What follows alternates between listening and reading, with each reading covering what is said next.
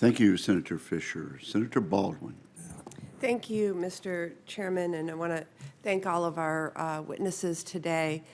Mr. Schwantes, this is going to sound quite familiar because we both know what's happening in terms of Wisconsinites' access to local programming in certain counties. So by my count, there are 13 Wisconsin counties that are assigned to out-of-state media markets, and the largest of those is the Minneapolis-St. Paul media market, affecting about 400,000 people who live in that part of western Wisconsin. And they end up getting the weather, local news, and yes, professional football games from Minneapolis rather than a Wisconsin city. I think one of the key differences perhaps between Nebraska's issue and Wisconsin's is that we do have a professional football team in the state that many like to enjoy watching. This is, I've mused before, as close to a political crisis as you could have in a state is when you hear angry calls from people who can't get their favorite team on paid television. Because of that, I have introduced the Go Pack Go Act, which takes one approach to allowing these constituents from 13 Wisconsin counties to have the option to receive local programming from their cable and satellite providers. I'm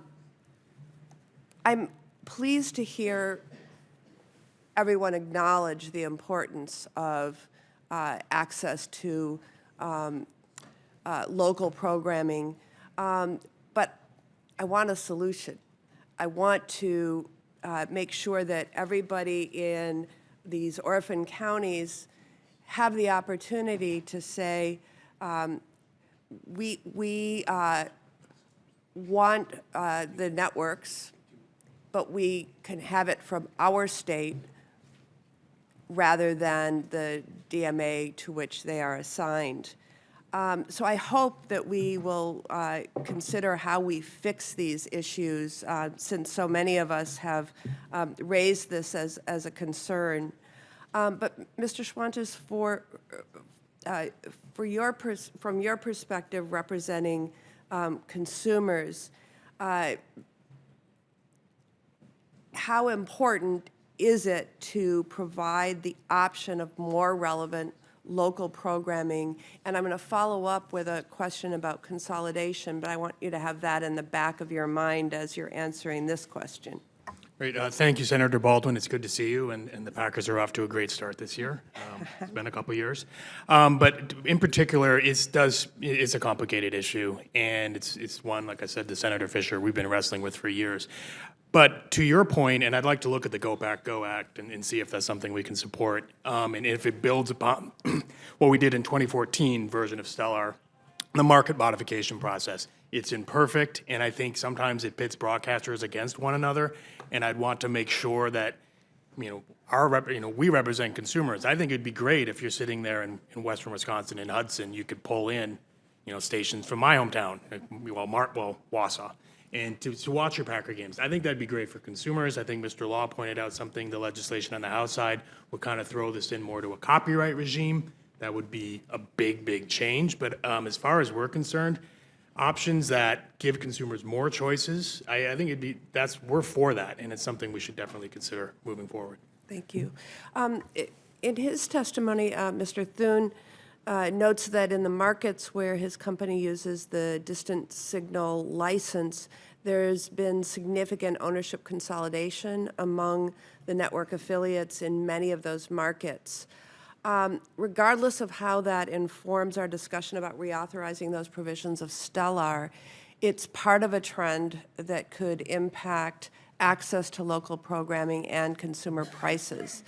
According to Pew Research, as of 2016, the 5 largest companies in local television owned, operated, or serviced 443 broadcast stations, or 37% of all stations, and that's an increase from only 179 stations in 2004.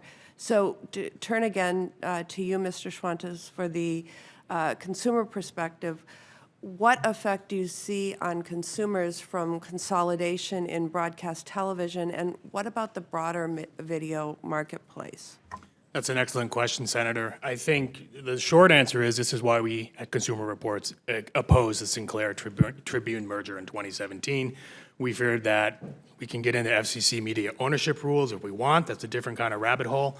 But it was something at a real base level would give Sinclair, which would own multiple local broadcast stations, and not just ABC, but multiple different, of the different big four networks, and it gives them increased leverage in retransmission consent negotiations where they have hundreds of different stations that they're negotiating on behalf of. That's why we opposed that merger. We thought it would lead to increased retransmission consent rates, which we agree with our friends in the cable industry that they're going up. We just don't like that consumers end up paying them.